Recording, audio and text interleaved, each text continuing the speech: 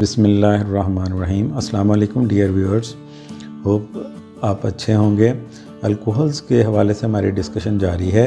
Previous 2 videos के अंदर हमने अल्कोहल्स का इंट्रोडक्शन लिया था और सेकंड वीडियो के अंदर हमने उसके जो मुख्तलिफ मेथड्स अवेलेबल हैं in order to prepare the alcohols, उनमें से कुछ मेथड्स को डिस्कस किया था।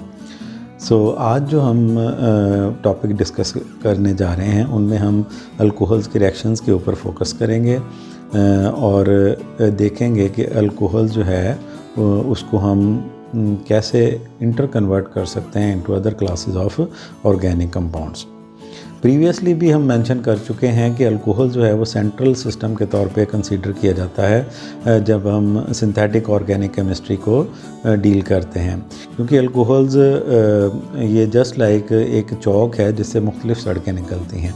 तो आप मुख्तलिफ जो क्लासेस ऑफ कंपाउंड्स हैं अल्कोहल को स्टार्टिंग मटेरियल के तौर पे यूज़ करके उन क्लासेस ऑफ कंपाउंड्स को प्रिपेयर कर सकते हैं और सिमिलरली उन्हीं क्लासेस ऑफ कंपाउंड्स को इस्तेमाल करते हुए आप अल्कोहल को भी प्रिपेयर कर सकते हैं। तो जो पहला रूट है that is preparation of alcohols, वो हम प्रीवियस वीडियो में डिस्कस कर रहे हैं, जिसके अंदर हमने अल्कीन्स या इसी तरह और कार्बोनाइल कंपाउंड्स या कुछ जो मेजर कैटेगरीज थी कंपाउंड्स की उनको इंटर कन्वर्ट किया था इनटू अल्कोहल्स। आज की वीडियोस के अंदर हम अल्कोहल्स को एज अ स्टार्टिंग मटेरियल लेंगे और इसके रिएक्शन स्टडीज़ करेंगे और इन रिएक्शंस के ज़रिए अल्कोहल्स को जो दूसरी कंपाउंड्स हैं उनके अंदर कैसे इंटर कन्वर्ट होते हैं उनको देखेंगे।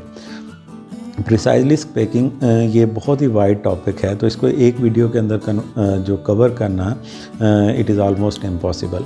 जो कुछ मेजर एग्जांपल हैं वही आज की वीडियो में हम डिस्कस कर पाएंगे, रिमेनिंग जो है इंशाल्लाह फ्यूचर के अंदर हम देखेंगे। रिएक्शंस के ऊपर जाने से पहले या उनकी एग्जांपल्स को डिस्कस करने से पहले कुछ चीज़ें जो आपको पता होनी चाहिए अल्कोहल्स के हवाले से या उसके स्ट्रक्चर के हवाले से। अगर हम अल्कोहल के स्ट्रक्चर के ऊपर फोकस करते हैं तो यहाँ पे जो फंक्शनल ग्रुप है that is hydroxyl functional group. अब हाइड्रोक्सल फंक्शनल ग्रुप के अंदर आपको 2 एटम्स मिलते हैं, एक ऑक्सीजन और एक हाइड्रोजन। अगर हम ऑक्सीजन के ऊपर फोकस करें तो ऑक्सीजन आपको पता है कि it has got 2 lone pairs of electron, electron rich है दूसरे लफ्ज़ों में। जो ऑक्सीजन एटम है इस हाइड्रोक्सल ग्रुप का ये न्यूक्लियोफिलिक करैक्टर रखता है और वीकली बेसिक है, यानी कि स्ट्रॉन्गली बेसिक नहीं है, वीकली बेसिक है। क्यों कि अगर ये प्रोटॉन ऑब्टेन कर लेता है तो जो बनने वाला कॉन्जुगेट एसिड है वो उतना स्टेबल नहीं है, इसको वीकली बेसिक कंसीडर किया जाता है। सिमिलरली अगर हम हाइड्रोक्सिल ग्रुप के हाइड्रोजन को इंडिविजुअली देखें तो ये स्लाइटली क्या है, एसिडिक है। The hydrogen atom of the hydroxyl group is weakly acidic. क्यों? क्योंकि लॉस ऑफ जो प्रोटॉन है फ्रॉम अल्कोहल जो है it results in the formation of alkoxide ion, और एल्कोक्साइड आयन जो है वो उतना स्टेबल नहीं है क्योंकि रेजोनेंस इन्वॉल्व नहीं है, अल्काइल ग्रुप लगा हुआ है जो इलेक्ट्रॉन डोनेटिंग है। ये हम डिस्कशन ऑलरेडी जब हमने एसिडिटी ऑफ अल्कोहल को कंपेयर किया था with phenol and carboxylic acid उसके अंदर डिस्कस कर लिया था।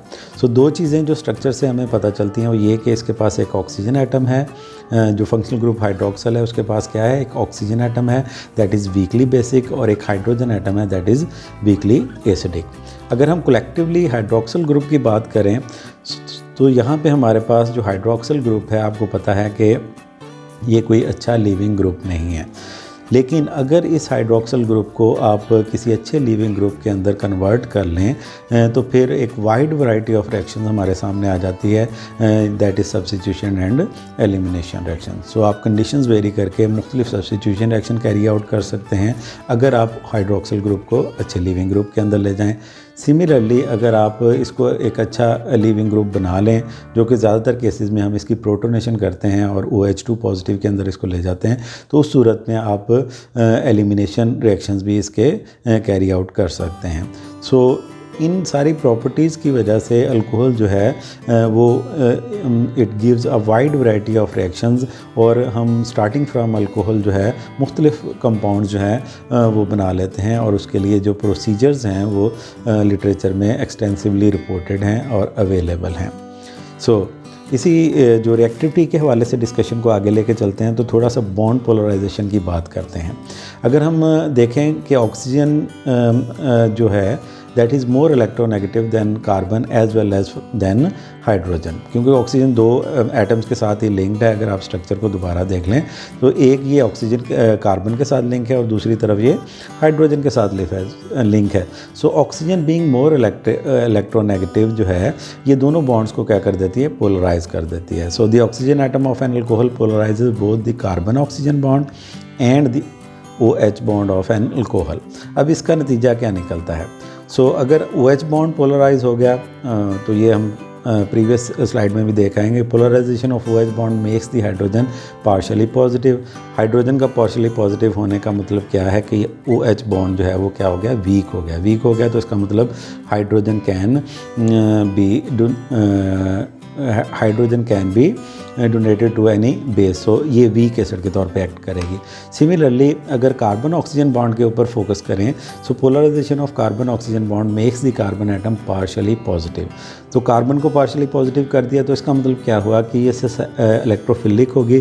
तो इसका मतलब क्या हुआ कि making it susceptible to nucleophilic attack. ठीक हो गया। तो यहाँ पे फिर न्यूक्लियोफिलिक अटैक जो है वो कार्बन के ऊपर भी हो सकता है। तो एक तरफ से बेस जो है वो हाइड्रोजन को रिमूव कर सकता है, दूसरी तरफ से न्यूक्लियोफाइल जो है वो कार्बन के ऊपर अटैक करता है। ये सारे जो कारस्तानी है या शैतानी है ये ऑक्सीजन की वजह से है, क्योंकि ऑक्सीजन बीइंग मोर इलेक्ट्रोनेगेटिव उसने दोनों बॉन्ड्स जो हैं कार्बन ऑक्सीजन बॉन्ड और कार्बन ऑक्सीजन हाइड्रोजन बॉन्ड जो है दोनों को क्या कर दिया, पोलराइज कर दिया।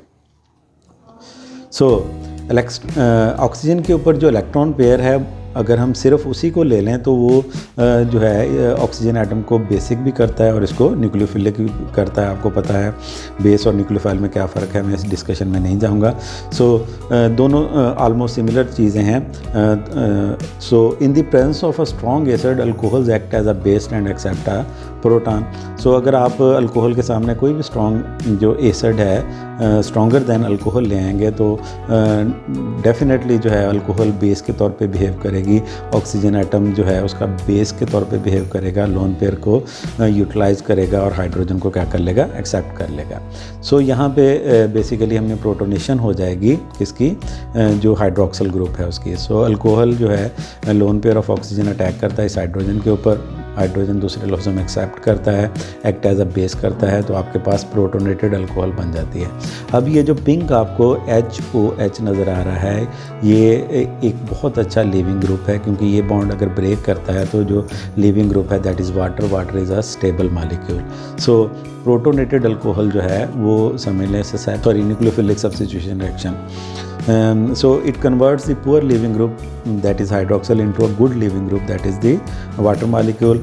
So कार्बन जो ऑलरेडी ऑक्सीजन की वजह से क्या थी, पॉजिटिव थी, वो मज़ीद पॉजिटिव होगी बिकॉज जो OH2 पॉजिटिव है it is more electron withdrawing than hydroxyl itself. So यहाँ पे क्या हुआ कि कार्बन के ऊपर जो न्यूक्लियोफिलिक अटैक है वो मोर फिजिबल या ईजियर हो गया अगर आपने जो हाइड्रोक्सिल ग्रुप है अल्कोहल का उसको क्या कर दिया, प्रोटोनेट कर दिया, यानी कि अल्कोहल को एज अ बेस यूज़ करते हुए उसको एसिड के साथ ट्रीट किया और आपने क्या कर दिया, प्रोटोनेटेड अल्कोहल जनरेट कर ली।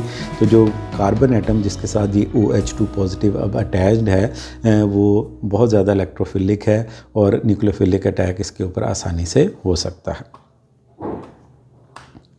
सो जब कार्बन क्या हुई, इलेक्ट्रोपॉजिटिव होगी या उसके ऊपर पार्शियल पॉजिटिव चार्ज हो गया, so substitution reaction can become possible.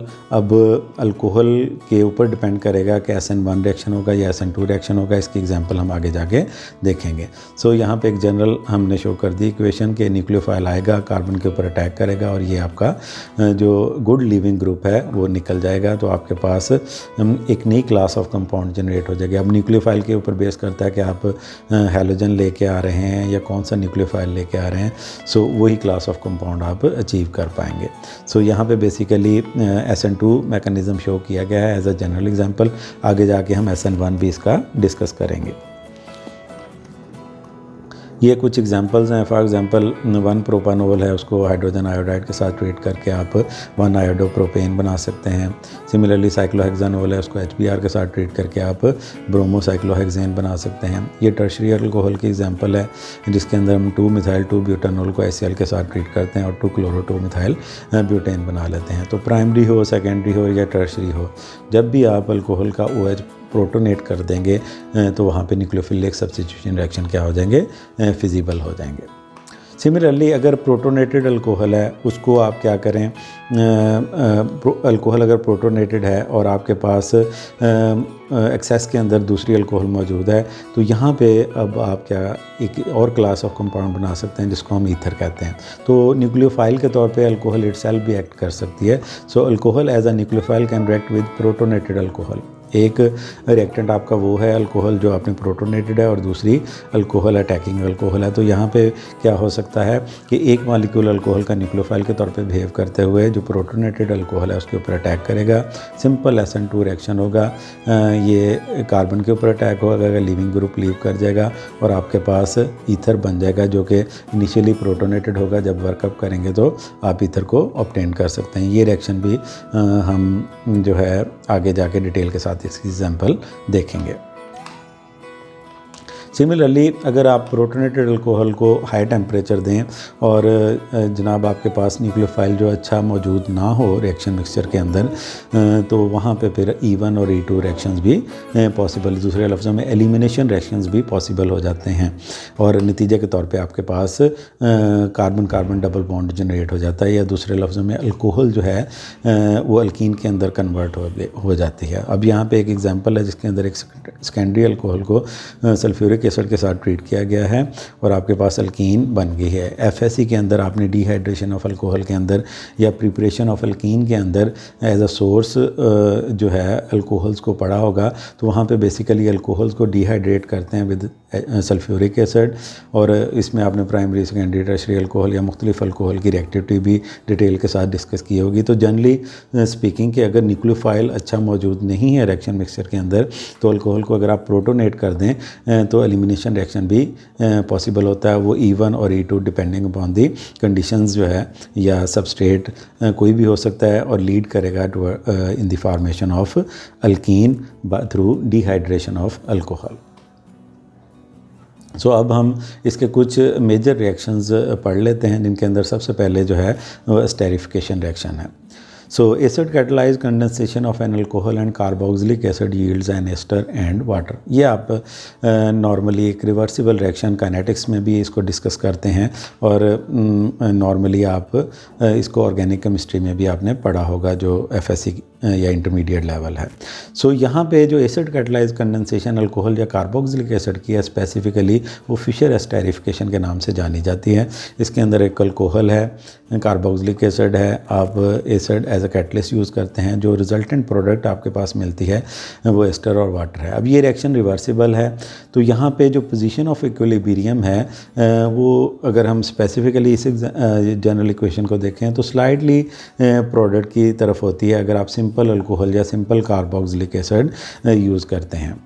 सो जो इक्विलिब्रियम की पोजीशन है वो आप कंडीशंस को चेंज करके क्या कर सकते हैं, कंट्रोल कर सकते हैं। और इसके अंदर एक ये है कि आप जो रिएक्टेंट है उसको एक्सेस में यूज़ कर सकें। ये जनरली आपने पढ़ा होगा कि सपोज़ एक रिएक्शन रिवर्सिबल है, तो सपोज़ हम लेफ़्ट साइड पे हमारे रिएक्टेंट है और राइट पे प्रोडक्ट है, तो रिएक्टेंट में किसी एक ही कंसनट्रेशन को आप इंक्रीज़ कर दें तो जो इक्विलिब्रियम है वो प्रोडक्ट साइड पे शिफ्ट हो जाएगा, यानी रिएक्शन फॉरवर्ड डायरेक्शन के अंदर चलेगा। क्योंकि ये बैलेंस करना होता है ना, तो आप रिएक्टेंट ऐड कर ज़्यादा कर देंगे तो दूसरी तरफ रिएक्शन क्या करेगा, इक्विलिब्रियम राइट साइड पे शिफ्ट हो जाएगा। सो यहाँ पे भी आप एक्सेस ऑफ अल्कोहल जो या कार्बोक्सिलिक एसिड यूज़ कर सकते हैं। ये जो एग्जांपल है इसके अंदर जो आपके पास एक्सेस ऑफ अल्कोहल यूज़ की गई है, यहाँ पे मेथनॉल और बेंजोइक एसिड का रिएक्शन है। मेथनॉल यहाँ पे 0.6 मोल ली गई है और बेंजोइक एसिड 0.1 मोल, यानी कि 6:1 में ये रिएक्शन कैरी आउट किया गया है by using sulphuric acid as a catalyst in the so heating the reaction mixture. आपके पास मिथाइल बेंजोएट जो है वो आइसोलेट किया गया है। तो यील्ड यहाँ पे कितनी है, 70% है। डेफिनेटली बेंजोइक एसिड यहाँ पे क्या होगा एज आ लिमिटिंग रिएक्टेंट जो है वो वर्क करेगा और उसी की बेस पे यील्ड जो है वो 70% ऑब्टेन हुई है। सो फिर फिशर स्टेरिफिकेशन में इक्विलिब्रियम को फेवरेबल यानी कि प्रोडक्ट साइड के ऊपर लेके आने के लिए, यानी कि अल्कोहल से एस्टर अगर आपकी प्रोडक्ट है तो एस्टर को ज़्यादा अमाउंट के अंदर यील्ड करने के लिए, दूसरे लफ्ज़ों में इक्विलिब्रियम को फॉरवर्ड डायरेक्शन में शिफ्ट करने के लिए हम क्या कर सकते हैं, दूसरा मेथड क्या कर सकते हैं। एक तो हमने डिस्कस किया पिछली स्लाइड के अंदर कि आप रिएक्टेंट को क्या कर दें, उसकी अमाउंट बढ़ा दें। दूसरा जो ऑप्शन आपके पास अवेलेबल है कि आप जो प्रोडक्ट के अंदर एस्टर और वाटर बन रहा है उसके अंदर वाटर को क्या करते जाएं, जैसे जैसे रिएक्शन चलता है वैसे वैसे वाटर को बनता है, और जैसे जैसे वाटर बनता है उसको कॉन्टिन्यूसली रिमूव करेंगे। तो जब आप प्रोडक्ट रिएक्शन मिक्सचर्स के अंदर से निकालेंगे तो डेफिनेटली जो रिएक्शन है वो फॉरवर्ड डायरेक्शन में ही चलता रहेगा।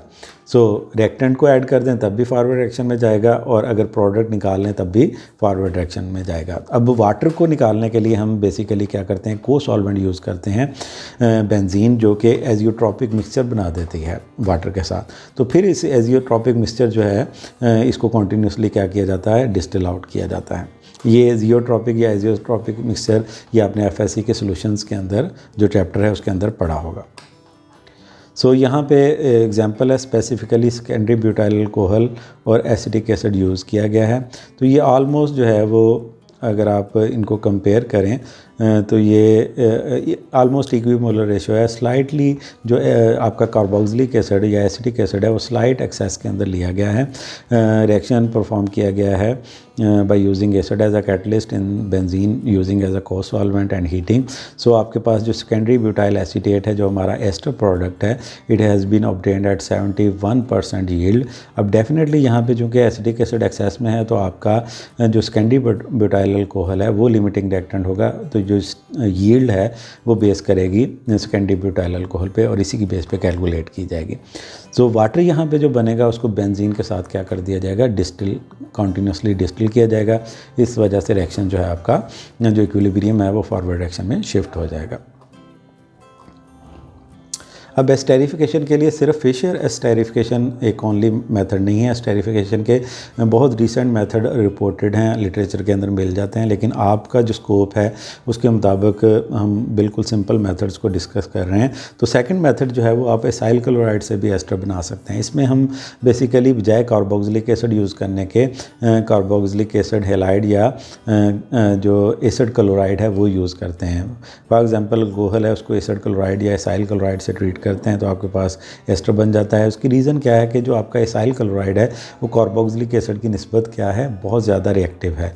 सो उसके बहुत ज़्यादा रिएक्टिव होने की वजह से अल्कोहल आसानी से यहाँ पे क्या कर देता है, जो अल्कोक्सी ग्रुप है वो अटैक करता है इस कार्बन के ऊपर और क्लोरीन लीव कर जाता है। अब यहाँ पे जो HCl प्रोड्यूस होता है ये इस रिएक्शन को क्या कर सकता है, डिस्टर्ब कर सकता है। तो इसको नॉर्मली इस रिएक्शन को पिरिडीन या बेस की मौजूदगी में किया जाता है। बेस का काम क्या होता है, ये जो हाइड्रो HCl प्रोड्यूस हो रहा है उसको कॉन्टीन्यूसली क्या करता रहता है, रिमूव करता रहता है। सो ये उसके साथ रिएक्ट करता है पिरिडीन और उसको क्या करता जाता है, दूसरे लफ्ज़ों में कंज्यूम करता जाता है। इसलिए इक्विलिब्रियम जो है यानी कि HCl जो है वो एस्टर का हाइड्रोलिसिस नहीं करने देता, यानी कि रिएक्शन को बैकवर्ड जाने नहीं देता। सो ये एक स्पेसिफिक एग्जांपल है, इसके अंदर हमने आइसोब्यूटाइल अल्कोहल यूज़ की है और जो कार्बोक्सिलिक एसिड क्लोराइड यूज़ किया है वो 3,5-डाइनाइट्रोबेंजोइल क्लोराइड है। पिरिडीन आपको पता है एज अ बेस यूज़ किया है और आपके पास आइसोब्यूटाइल 3,5-डाइनाइट्रोबेंजोएट 86% यील्ड के अंदर जो है वो यहाँ पे हम क्या करते हैं, आइसोलेट कर सकते हैं। सो जिस तरह हम कार्बोक्सिलिक एसिड को अल्कोहल से ट्रीट करें तो एस्टर बनता है, कार्बन एसिड क्लोराइड को अल्कोहल से ट्रीट करें तो भी आप एस्टर बना सकते हैं। तो सिमिलरली अल्कोहल्स को अगर आप एनहाइड्राइड्स के साथ ट्रीट करें तब भी आप क्या बना सकते हैं, एस्टर बना सकते हैं। और एनहाइड्राइड भी आपको पता है कि इनकी रिएक्टिविटी कार्बोक्सिलिक एसिड से क्या है, ज़्यादा है। सो यहाँ पे जो हमारी प्रोडक्ट है उसके अंदर एक आपका एस्टर बन जाएगा और दूसरा आपका क्या बनेगा, एसिड बनेगा। सो यहाँ पे स्पेसिफिक एग्जांपल है 2-फिनाइल एथेनॉल इस्तेमाल की गई है एज एन अल्कोहल, और trifluoroacetic anhydride as a carboxylic acid anhydride के तौर पे लिया गया है। पिरिडीन यहाँ पे भी एज अ बेस यूज़ की गई है, और आपके पास जो 2-फिनाइल इथाइल ट्राईफ्लोरोएसिटेट यानी कि एस्टर है वो 83% यील्ड के अंदर हासिल किया गया है। सेकंड जो इम्पॉर्टेंट रिएक्शन है अल्कोहल का वो है ऑक्सीडेशन। प्रीवियसली आप लोगों ने देखा कि हमने कार्बोनाइल कंपाउंड्स की रिडक्शन की और हमने उनको क्या कर लिया, अल्कोहल्स के अंदर कन्वर्ट कर लिया। सिमिलरली अगर अल्कोहल को ऑक्सीडाइज करें तो आप कार्बोनाइल कंपाउंड्स बना सकते हैं। सो oxidation of an alcohol yields carbonyl compounds. अब डिपेंड करता है कि अल्कोहल कौन सी है, एल्डिहाइड या कीटोन बनेगी, डिपेंड करता है कि प्राइमरी अल्कोहल है या सेकेंडरी अल्कोहल है। सिमिलरली जो आपका ऑक्सीडाइजिंग एजेंट है वो तय करेगा कि फर्दर कार्बोक्सिलिक एसिड बनेगा या नहीं बनेगा। सो जनरली हम अगर इक्वेशन लिखें तो हम कह सकते हैं कि अगर सपोज प्राइमरी अल्कोहल हम लेते हैं तो उसको ऑक्सीडाइज करें तो आपके पास क्या बनेगा, एल्डिहाइड। अगर यहाँ पे सेकेंडरी अल्कोहल होगी तो यहाँ पे क्या बन जाएगी, कीटोन।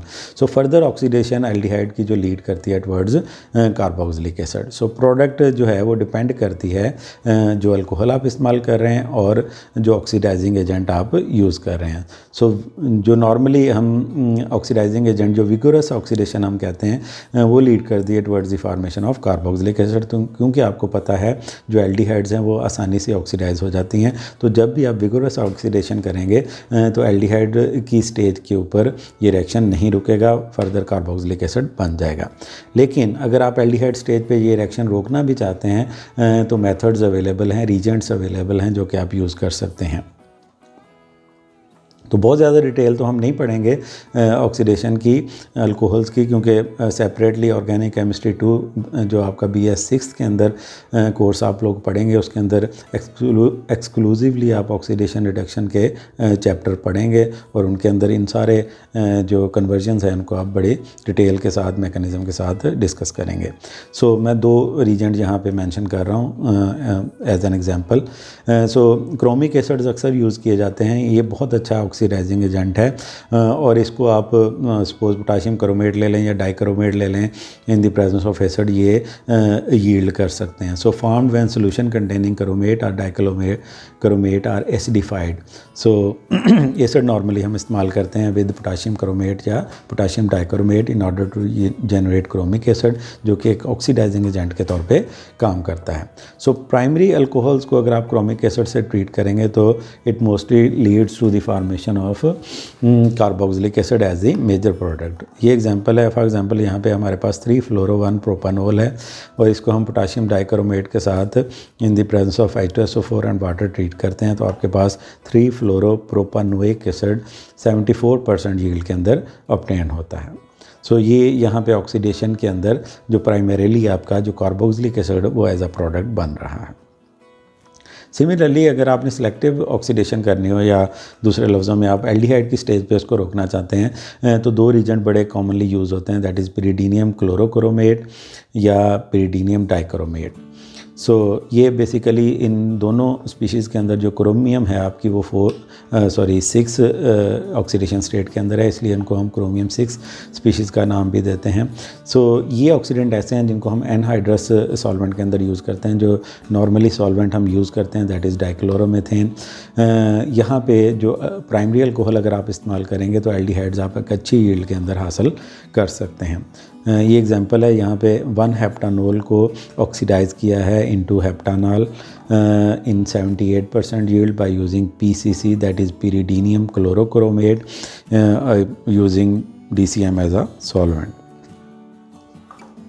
सिमिलरली यहाँ पे potassium tertiary butyl benzyl alcohol है या बेंजाइल अल्कोहल आप कह लें जनरली इसको, तो यहाँ पे पिरिडीनियम डाइक्रोमेट यूज़ किया गया है in the presence of dichloromethane और आपके पास जो ब्यूटाइल बेंजाल्डिहाइड है it has been obtained in 94% yield. So ये भी बड़ा एक्सीलेंट रिएक्शन है जो कि पिरिडीनियम डाइक्रोमेट से आप सिलेक्टिव ऑक्सीडेशन कर लें कि आप अल्कोहल को ऑक्सीडाइज़ करें और एल्डिहाइड स्टेज के ऊपर क्या कर लें, प्रोडक्ट को एक अच्छी यील्ड के अंदर हासिल कर रहे हैं। सो अगर आपके पास सेकेंडरी अल्कोहल है और आप उनको ऑक्सीडाइज़ करेंगे तो डेफिनेटली कीटोन्स जो हैं प्रोड्यूस होंगी।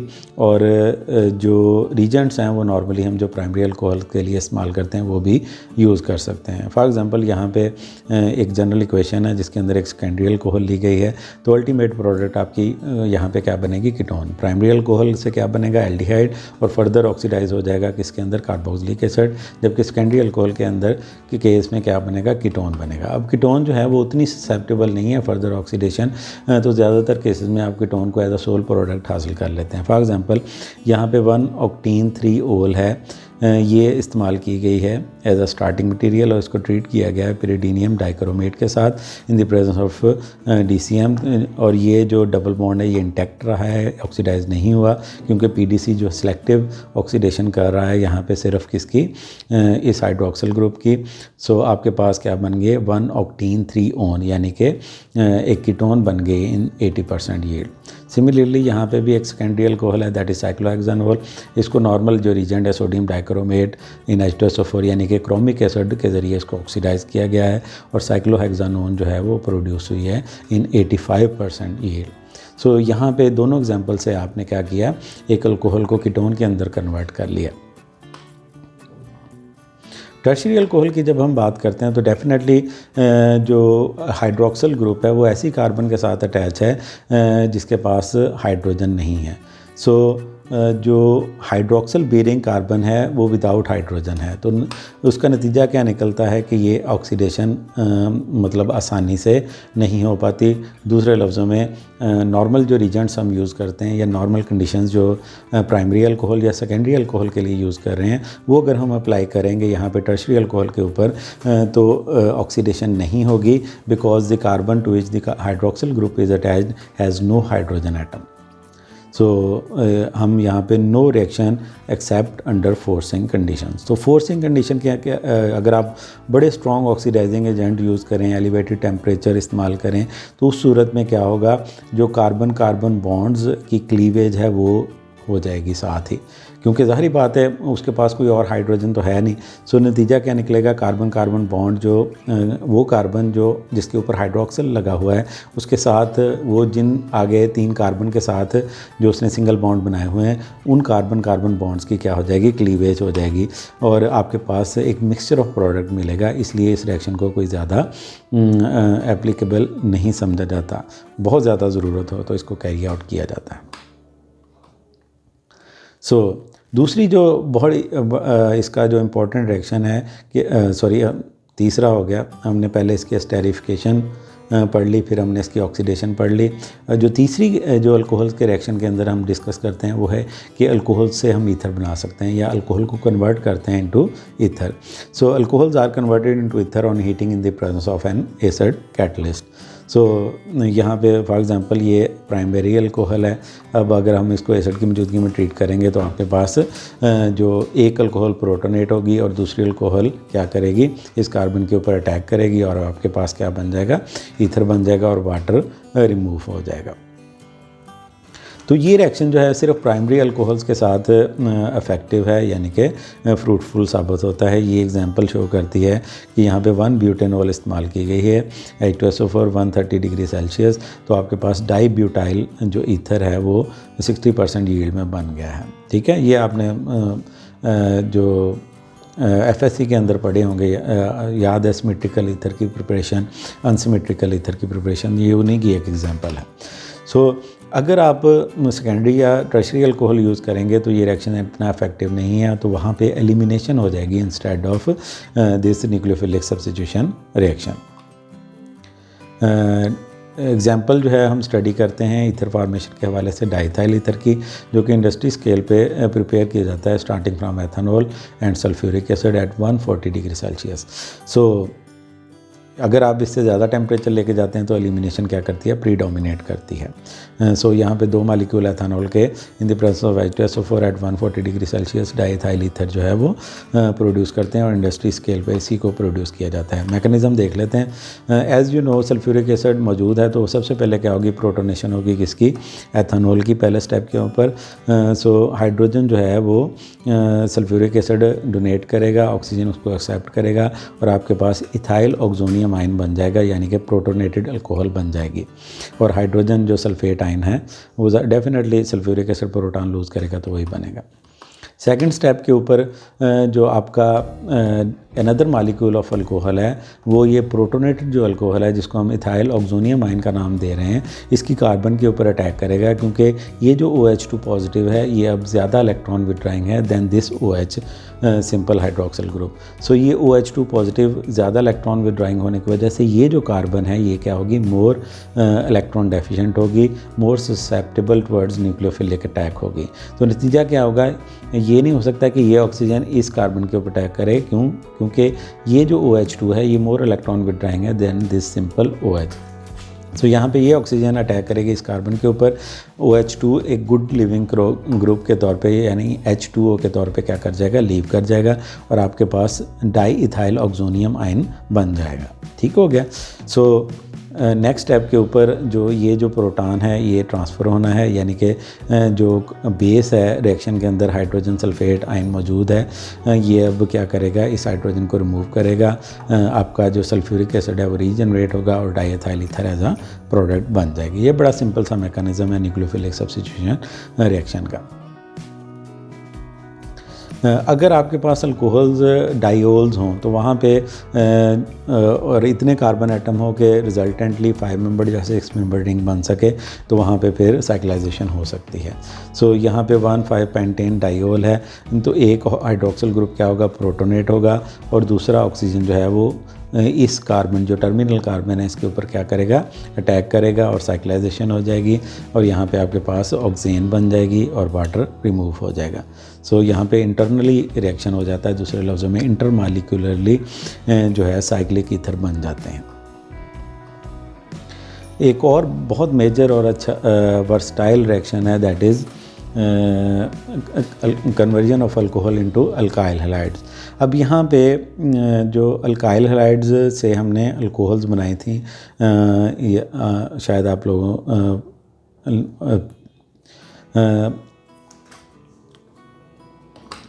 Another important reaction of alcohol is the conversion of alcohols into alkyl halides। ये आप लोगों ने ऑलरेडी जो है वो पढ़ा भी होगा FSC के अंदर। तो अल्कोहल जो है सारी की सारी, चाहे वो प्राइमरी हो, सेकेंडरी हो या टर्शरी हो, it can undergo nucleophilic substitution reaction with halogen acids जो कि HI है यानी हाइड्रोजन आयोडाइड है, हाइड्रोजन ब्रोमाइड है या HCl है, और नतीजतन जो प्रोडक्ट बनती है उसको हम अल्काइल हैलाइड का नाम देते हैं। सो हम इनको दो ग्रुप्स के अंदर बेसिकली कैटेगराइज कर लेते हैं, सेकेंडरी और टर्शरी अल्कोहल। ज़्यादातर टर्शरी तो एक्सक्लूसिवली SN1 रिएक्शन देती है, सिमिलरली जो सेकेंडरी अल्कोहल है वहाँ पे भी जो मेजरली आपको SN1 रिएक्शन ही मिलते हैं। सो रीज़न उसकी क्या है, क्योंकि टर्शरी अल्कोहल और सेकेंडरी अल्कोहल में कार्बोकैटाइन कंपैरेटिवली मोर स्टेबल है देन प्राइमरी वन, और टर्शरी अल्कोहल में तो सबसे ज़्यादा स्टेबल होने की वजह से एक्सक्लूसिवली आपको SN1 रिएक्शन ही मिलता है। सो ये एग्ज़ाम्पल है। अब ये पहली एग्ज़ाम्पल है जिसके अंदर एक टर्शरी अल्कोहल को HBr के साथ ट्रीट किया गया है और आपके पास अल्काइल हैलाइड में कन्वर्ट किया गया है। दूसरी एग्ज़ाम्पल के अंदर अगर आप देखें तो ये सेकेंडरी अल्कोहल है, HBr के साथ ट्रीट किया गया है, लेकिन यहाँ पे आपको हीट नज़र आ रही है। तो इसका मतलब क्या हुआ कि सेकेंडरी अल्कोहल का रिएक्शन उतना फास्ट नहीं होता जितना टर्शरी का है, क्योंकि टर्शरी कार्बोकैटाइन जो है वो कंपैरेटिवली मोर स्टेबल है दैन सेकेंडरी वन। तो यहाँ पर आपको क्या करना पड़ता है, थोड़ी सी हीट सप्लाई करनी पड़ती है in order to convert secondary alcohol into alkyl halide by treating it with halogen acid।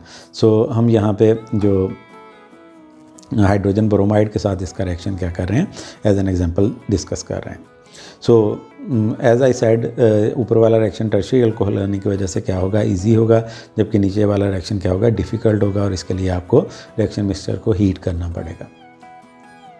Mechanism देख लेते हैं, सेकेंडरी हो या टर्शरी अल्कोहल हो, तो यहाँ पे हमने टर्शरी अल्कोहल का mechanism as an example quote किया है। सो टर्शरी ब्यूटाइल अल्कोहल में जाहिर बात है हैलोजन एसिड आप ले रहे हैं, तो आपके पास सबसे पहला काम क्या होगा, अल्कोहल का जो ऑक्सीजन है आपको पता है वीकली बेसिक है, तो ये प्रोटोनेट हो जाएगा और आपके पास एक गुड लिविंग ग्रुप बन जाएगा। So protonation of the most basic atom जो कि ऑक्सीजन है उसकी हो जाएगी और आपके पास कार्बोकैटाइन बनने के लिए राह हमवार हो जाएगी, क्योंकि ये वाटर मालिक्यूल लीव करेगा और आपके पास कार्बोकैटाइन बन जाएगा। आपको पता है SN1 रिएक्शन आपने पढ़ा होगा, 2 स्टेप के अंदर होते हैं। पहले स्टेप के अंदर कार्बोकैटाइन बनता है और फिर दूसरे स्टेप के अंदर आपकी सब्स्टिट्यूशन होती है। सो यहाँ पे कार्बोकैटाइन जब बन जाएगा तो वो फिर न्यूक्लियोफाइल के साथ अटैक करेगा। अब ब्रोमो अगर डायरेक्टली इसके ऊपर अटैक कर दे तो आपके पास सब्स्टिट्यूशन प्रोडक्ट बनेगी। लेकिन अगर ब्रोमो इन तीनों जो मिथाइल ग्रुप हैं किसी एक का हाइड्रोजन रिमूव कर ले तो आपके पास एलिमिनेशन प्रोडक्ट बनेगी। दोनों प्रोडक्ट पॉसिबल हैं, लेकिन अल्टीमेट प्रोडक्ट आपको सब्स्टिट्यूशन ही मिलेगी, क्योंकि अगर एलिमिनेशन प्रोडक्ट बन भी जाती है तो HBr मौजूद है। तो HBr क्या करेगा, आपने पढ़ी होगी हाइड्रोहेलोजिनेशन ऑफ अल्कीन, तो HBr मौजूद है, इसकी हाइड्रोहेलोजिनेशन होगी। तो अल्टीमेट जो प्रोडक्ट आपके पास आएगी by treating secondary and tertiary alcohol with HBr, वो सब्स्टिट्यूशन प्रोडक्ट ही होगी।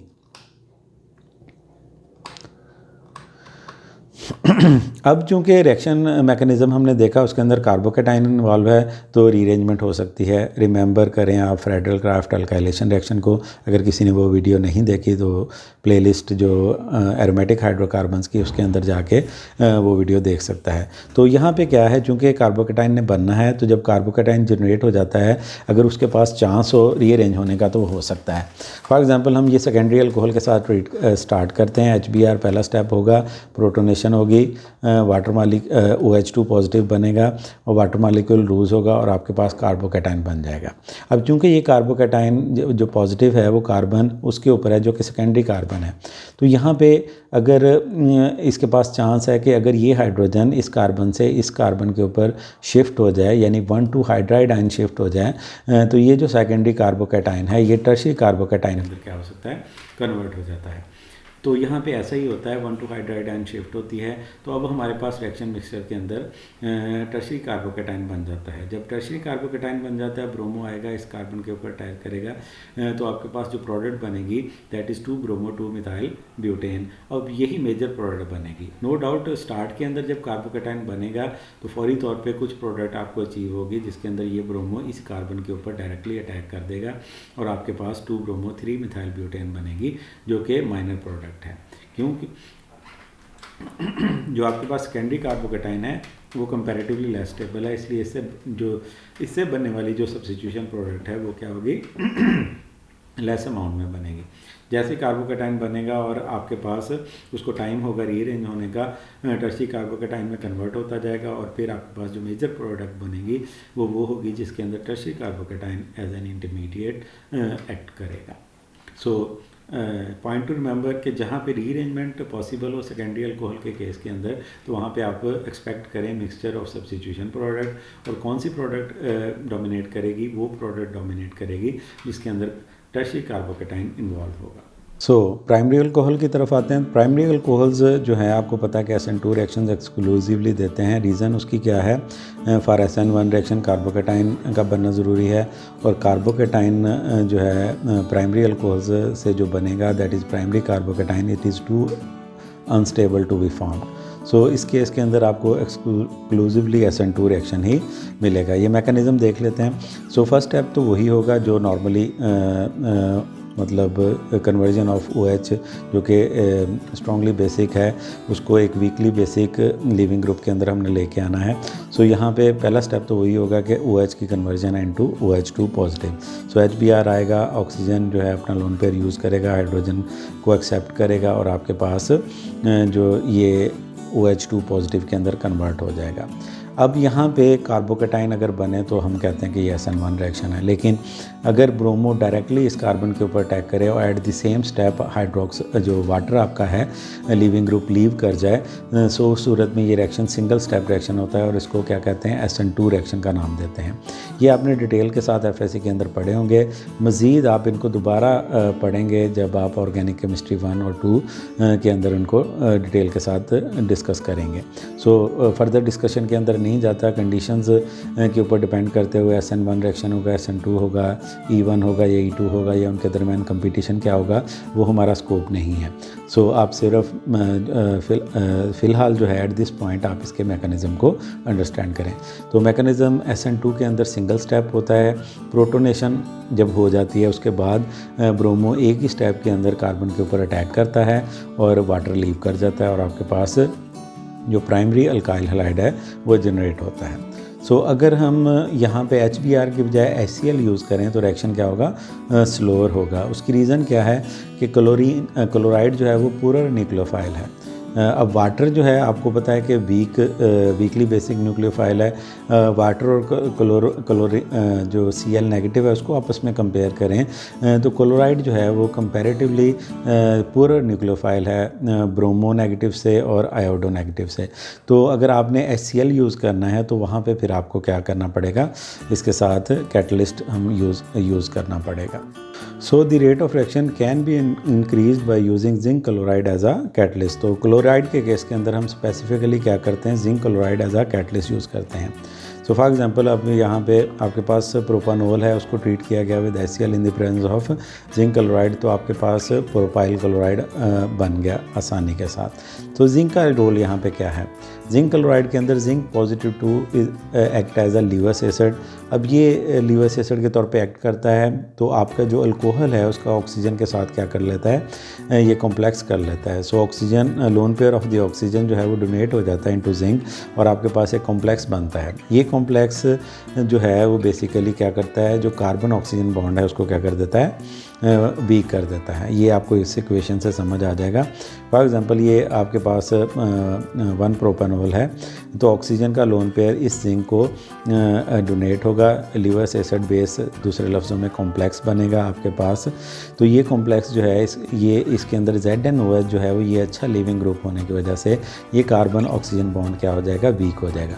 अब क्लोराइड जो है पूरा न्यूक्लियोफाइल होने के बावजूद क्या करेगा, इस कार्बन के ऊपर जब अटैक करेगा तो आपके पास सब्स्टिट्यूशन आसानी से हो जाएगी, क्योंकि OH2 की निस्बत ये जो जिंक का कॉम्प्लेक्स है ये कार्बन ऑक्सीजन बॉन्ड को क्या करेगा, ज़्यादा वीकर कर देगा, क्योंकि ZnOH पॉजिटिव जो है वो अब यहाँ पे क्या करेगा, as a living group leave करेगा। तो क्लोराइड जो है वो अटैकिंग न्यूक्लियोफाइल के तौर पे आसानी से यहाँ पे एक्ट कर सकता है। अब ये जिंक क्लोराइड HCl याद कुछ आपको आया होगा, आपने एक ल्यूकास टेस्ट पढ़ा होगा जिसके अंदर हम प्राइमरी, सेकेंडरी और टर्शियरी अल्कोहल के दरमियान डिफरेंशिएट करते हैं जो लोअर मॉलिक्यूलर वेट अल्कोहल्स हैं।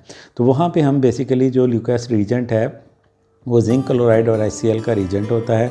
तो आप अल्कोहल एक टेस्ट ट्यूब लेते हैं, अल्कोहल उसके अंदर डालते हैं और उसके अंदर जो ल्यूकास रीजेंट है वो लेते हैं और उसके अंदर अल्कोहल डालते हैं। और अगर तो जैसे ही आप अल्कोहल और इस रीजन को ट्रीट करें और फौरी तौर पे जो क्लाउडी प्रेसिपिटेट्स या सोल्यूशन क्लाउडी हो जाए, जो कि बेसिकली अल्काइल हैलाइड बन जाता है और वो चूँकि सॉल्युबल नहीं होता तो क्लाउडी आपको नज़र आता है सोल्यूशन। तो अगर तो क्लाउडीनेस फ़ौरन आ जाए तो हम कहते हैं ये टर्शियरी अल्कोहल है। उसकी रीज़न क्या है कि टर्शियरी अल्कोहल जो है वो बड़ी फास्टली रिएक्ट करती हैं with HCl and zinc chloride. अगर आप 5 मिनट्स वेट करें और उसके बाद क्लाउडी सोल्यूशन हो तो उस सूरत में हम कहते हैं कि ये सेकेंडरी अल्कोहल है।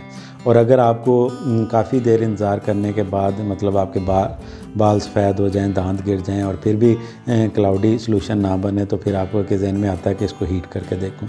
तो आप उसको हीट करके देखते हैं तो फिर क्या होता है, क्लाउडी सोल्यूशन बन जाता है। तो उस सूरत में हम कहते हैं कि ये प्राइमरी अल्कोहल है। तो उसकी रीज़न यही है कि जो प्राइमरी अल्कोहल है वो कंपैरेटिवली लेस रिएक्टिव है टुवर्ड्स HCl, तो वहाँ पे आपको हीट सप्लाई करनी पड़ती है in order to carry out the reaction. Even the zinc chloride is used as a catalyst. तो ये जो रीजेंट है ये ल्यूकास रीजेंट के अंदर हम जिंक क्लोराइड और HCl यूज़ करते हैं। ठीक हो गया। सो ये एक प्रीवियस ऐसे ही जो आप लोगों ने ऑलरेडी चीज़ नोन है उसको मैंने रिमाइंड करवा दिया आपको। सो बहुत सारे रिएक्शंस अभी भी अल्कोहल्स के हैं जो हम स्टडी कर सकते हैं, डिस्कस कर सकते हैं मुख्तलिफ़ कैटेगरीज़ के अंदर और मुख्तलिफ़ तरीक़ों के अंदर, लेकिन चूँकि हमारा स्कोप लिमिटेड है इस कंटेंट्स का तो हम इसको यहीं तक डिस्कशन को रखेंगे। सो ये वो रेफरेंसेस हैं, इन तीनों बुक्स को मैंने स्टडी किया कंसल्ट किया in order to make this presentation. For further reading you can also consult all of these 3 books. Thank you so much for your interest in watching this long video. Hope you have got some knowledge. और अगर ऐसा है तो आप इस lecture को, इस video presentation को लाइक कर सकते हैं, चैनल को सब्सक्राइब कर सकते हैं। अल्लाह हाफ़िज़, फ़ी अमान अल्लाह।